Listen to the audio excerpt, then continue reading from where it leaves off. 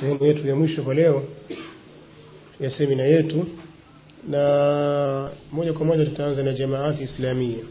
Lakini kitu kikubwa cha kwanza au kitu kikubwa kabisa ambacho tunataka tukielezee kwa sasa hivi ni suala zima la uhizbia. Nadhani tumelielewa namna uhizbia ulivyo na tunapozungumza uhizbia maana yake ni nini. Kwa hiyo sisi tunasema kwamba katika mambo ambayo yanawagawa waislamu, kadhalika kuzigawa safu za sunna, ni kutaka kuleta uhizbia, ima kwa sababu ya ukabila, au kwa sababu ya miji, au kwa sababu ya rangi, au kwa sababu ya tabaka, au kwa sababu ya vyama na jumuiya na taasisi. Sote tunatakikana tuwe waja wa Allah ikhwana juu ya msimamo mmoja, ya mwelekeo mmoja. Ikiwa sote tumekubali sisi sunna, hizi taasisi zetu hata ziwe 200, 300, bado zitabaki kwamba ni nyenzo na ni wasila za kupeleka dawa mbele, lakini isiwe ni sababu ya kupatana na sababu ya kukosana. Sasa jambo hili limetokea katika safu zetu, safu ya ahli-sunnah wal jamaa. Jambo hili limetokea na hakuna katika nyinyi, katika watu waliokuwa na akili timamu na maarifa yaliyosalimika, anayeweza kulipinga jambo hili kwamba sio kweli taasisi hizi akaanza kutetea. Sisi tunasema taasisi ni moja katika nyenzo na sababu za nje na za ndani ambazo zimesimama katika msimamo sawa sawa. Tunasema ni vitu vya kusaidia kupeleka dawa mbele katika nidhamu za kisheria, udhibiti wa mali za Waislamu, kwa sababu lazima mali za Waislamu zidhibitiwe, zinazoingia, zinazotoka, namna ya kufanya kazi, kupeleka mambo, ni mambo ambayo yanakubalika kisheria. Hakuna anayelipinga jambo hili.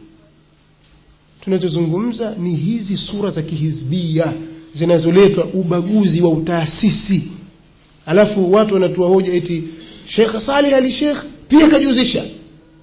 Sheikh Saleh Ali Sheikh hajajihusisha uhizbia wa sampuli hii. Alafu mtu atoa mfano, waingia katika mkutano wa uchaguzi, lazima uwe na beji hapa. Eti lazima uvae kadi hapa ndio uingie. Sasa sisi tunazungumza mambo mengine na wao wazungumza mambo mengine kabisa ambayo sisi hatunaona, sisi tunayosema. Mfano, nitakupeni mfano mwingine.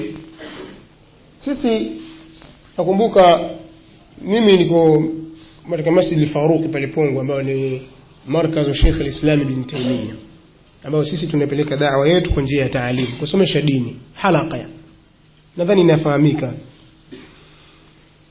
Masjid al-Faruq katika miongoni mwa wafadhili waliojenga msikiti ule ilikuwa ni Muassasatul Haramaini, na miongoni mwa wadhamini wengine kutoka nje ya maeneo yetu pale, si kupitia taasisi, bali ni misaada na michango ya watu binafsi Waislamu, mpaka ukakamilika thamani yake. Ina maana pesa zilizokuja kutoka al-Haramaini ni robo ya pesa ya msikiti ule, ambazo pesa hizi zilipita katika taasisi ya Ansari Muslim Youth Center. Sasa mimi nilipokuja na mambo yalipojitokeza kama nilivyoeleza, katika njia za kutaka kunizuia na dawa siende mbele, zikaandikwa barua za kunizuia mimi kwanza kufanya dawa katika misikiti yote ya Ansari Sunna au Ansari Muslim Youth Center Tanzania. Wakafanya hivyo. Kadhalika wakanitaka mimi na wanafunzi wangu tuliokuwa pale katika Masjid al-Faruq Pongwe tokeni, huo msikiti ni wetu, kwa muondoke mara moja. Na uongozi wa tawi ukabadilishwa, akapewa kijana mmoja mganga wa kienyeji, na shekhe wake akawa bwana mmoja ambaye pia anatuhuma hizo za kazi za kuagua, na kadhalika ana mafikira mapotofu. Nadhani nyinyi mnamfahamu. Aliwahi kusema siku moja kwamba Isa hana baba wala mama, na mimi siku zote nasema kwamba maneno haya ni maneno ya kikafiri. Maneno haya mtu kusema kwamba Isa hana baba wala mama ni maneno ya kikafiri, kwa sababu unapingana na aya ya Qur'ani. Lakini inawezekana anayesema asikufuru kutokana na ujinga, atapewa udhuru kwa sababu ya ujinga, yani hafahamu, au udhuru nyingine zozote, mpaka asimamishiwe hujja. Akiendelea na msimamo huo, bila shaka na kufuru.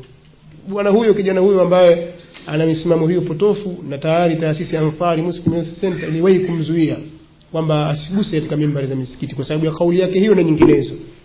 akachaguliwa huyo ndio akawa eti awe ndio mtu mpelekaji darasa. Kadhalika akachaguliwa bwana mmoja ambaye ni mwenyekiti wa CCM tawi la Pongwe pale, yeye ndio akawa katibu. Wao wenyewe katiba tayari shaivunja hapo. Kwa hiyo wakataka mimi nitoke mara moja. Sisi tukawajibu barua ile. Wale waumini pale msikitini wanasema sisi hatukubali kwa sababu sisi ndio wenye msikiti huu na taasisi haina msikiti. Si ndio? Kwa hiyo mwalimu tunayempenda sisi ndiye atakayekaa hapa. Wao kwa wanasema hivyo. Pamoja na kwamba mimi katika Tanzania hii au pale Pongwe na sehemu nyingine yote siwezi kukosa sehemu ya kukaa nikasomesha na watu wakaja wakasoma. Mimi naamini hivyo, labda nitakapokuwa kaburini. Lakini nikikaa mahali hata kama ni shamba, kama ni shamba kwangu nimejenga kibanda, njooni watu watakuja kusoma. Na elimu itakwenda mbele. Naamini hivyo, lakini wale wenyewe wanasema huu msikiti sisi ni wetu. Kwa hiyo hawezi kutupangia yeye kutuletea mamluki. Hilo haliwezekani. Kwa hiyo wakamjibu kwa barua. Ile barua sikumbuki kama nimekuja nazo, lakini zipo. Akajibiwa barua moja ndefu na kale zikaenda kwa wakuu wa serikali, kwa sababu yeye barua alianza kuzipeleka huko. Nadhani ni barua hii. Ni barua hii hapa. Masjid Faruq, ambayo ni barua hii na peji 1 2 3 4 5. Sasa peji hii, yani barua hii kama imeorodhesha majina ya wale waumini wa msikiti. Haya. Akafika mpaka 61.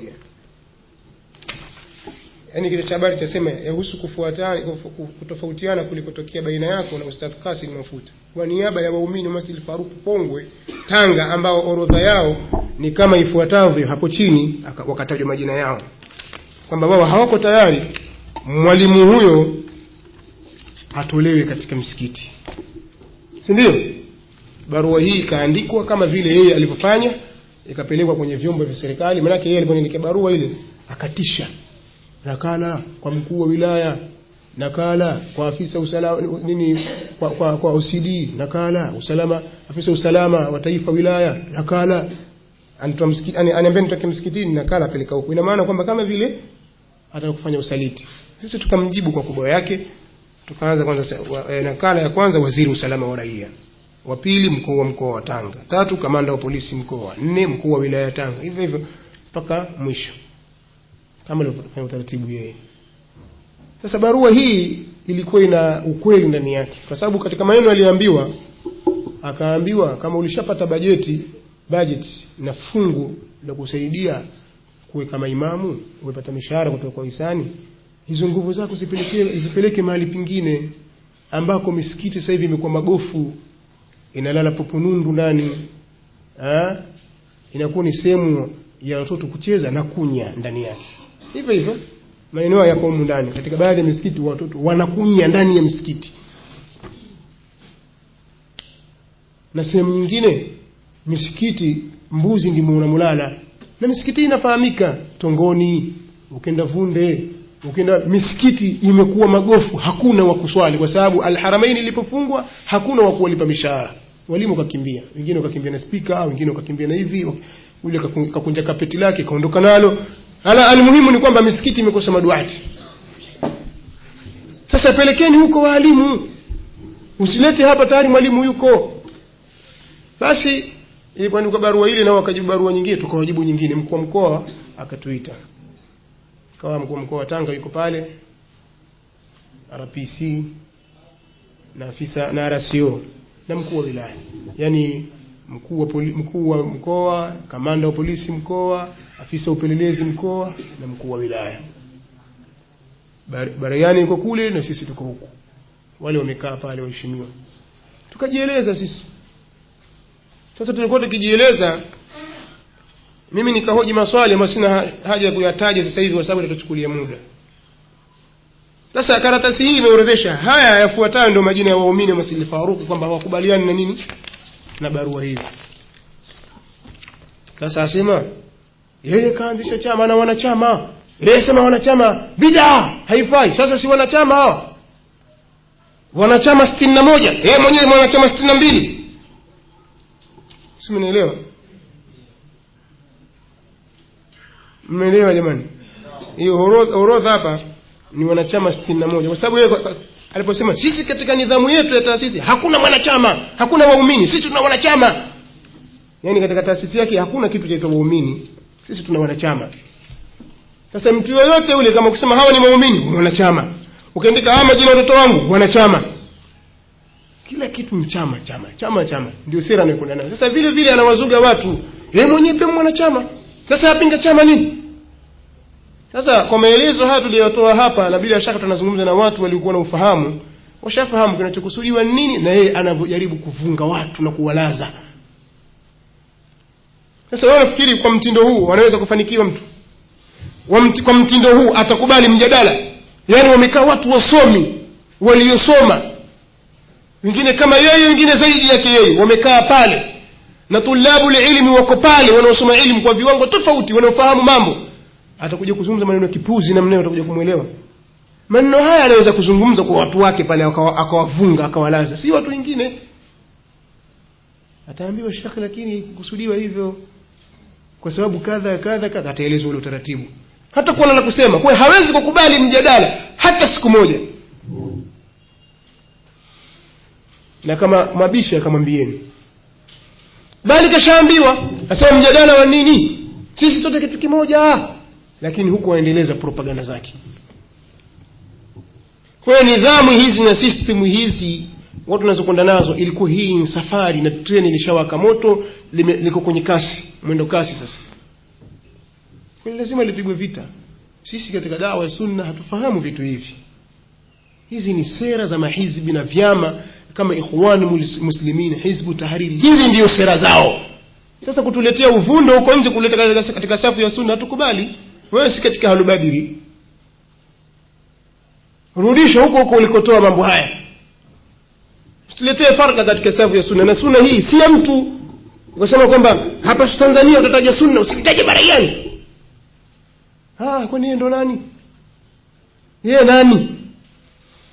Sasa mtu anaweza kusema lakini Sheikh katoa juhudi kubwa. Mtu, kuna watu wana maneno kama haya. Ndio kuna nukta pale nyuma tuliruka ya muwazanati. Kuna maana haja ya muwazana. Kwamba mtu akitajwa atajwa kwa mema yake na mabaya yake. Sheikh Albani anasema hiyo ni katika bid'a za zama sasa. Mtajisomea wenyewe mtaona. Hizo ni bid'a. Hakuna masala kwamba ukitaja mtu lazima utaje mema kwanza kuanza kutaja maovu. Hakuna kitu hicho. Isipokuwa katika historia, ukitaja historia ya mtu kama muelezee tarjama yake kwa kila kitu, naambiwa utaje lazima utaje al-ujar wal-bujar. Mema na mabaya, meupe na meusi. Unataja yote katika historia. Alikuwa hivi, alikuwa mcha Mungu au alikuwa jambazi au alikuwa hivi. Yote taja. Ama katika masala ya raddi na naqdi hakuna. Taja tu yale ambayo yanahusiana na kadhia. Basi. Kwa hiyo tunazungumza kadhia kwamba mambo haya yanayofanyika ni mambo ya kizushi. Na yeye ndiye alisimama kutupiga vita, kumtaja yeye ndio sahibu al-qissa, ili maneno yapate kuwa wazi. Tumeelewana?